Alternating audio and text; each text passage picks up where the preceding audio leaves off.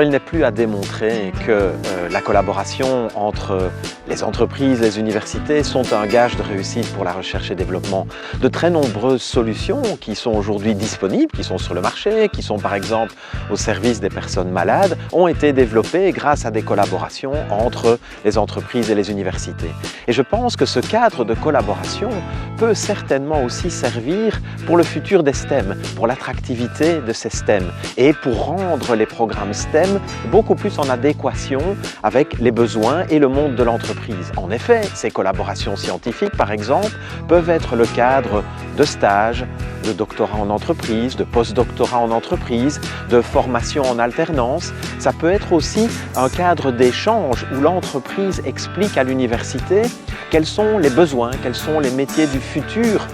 auxquels ils vont pouvoir former leurs étudiants. Les universités l'ont déjà montré, elles ont une grande flexibilité dans leur cursus, dans leur programme de formation et grâce à ces interactions, ces programmes pourraient être adaptés afin de mettre sur le marché du travail des ex-étudiants, des anciens étudiants qui sont tout à fait avec le bagage qui est nécessaire pour rentrer dans le monde de l'entreprise, que ce soit en recherche et développement ou que ce soit plutôt dans des métiers de production, mais toujours des métiers STEM. Les enjeux chez Klinkenberg de tout ce qui est STEAM, c'est vraiment créer une passerelle entre le monde des entreprises et le monde des formations et de l'enseignement et de pouvoir vraiment créer tout un enjeu au niveau des formations, formation des professeurs, formation adaptée aussi des étudiants qui souvent, il y a un grand gap, donc il faut essayer de resserrer ce gap au maximum et de ne pas démotiver nos jeunes, qui puissent être dans des formations et qui puissent directement travailler dans la formation qu'ils ont suivie. Et également aussi de pouvoir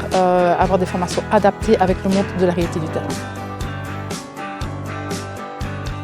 Alors, on assiste depuis plusieurs années maintenant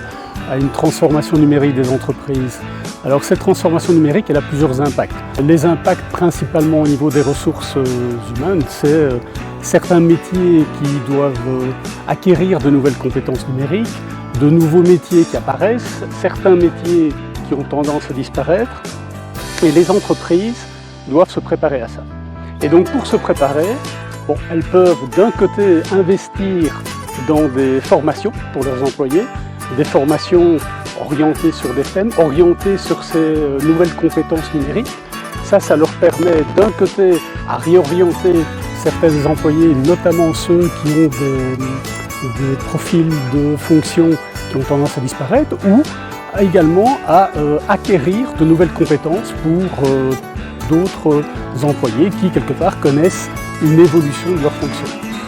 À côté de ça, il est important également d'investir dans les jeunes. Et donc, faire en sorte que les jeunes soient sensibilisés au STEM ou au STEAM et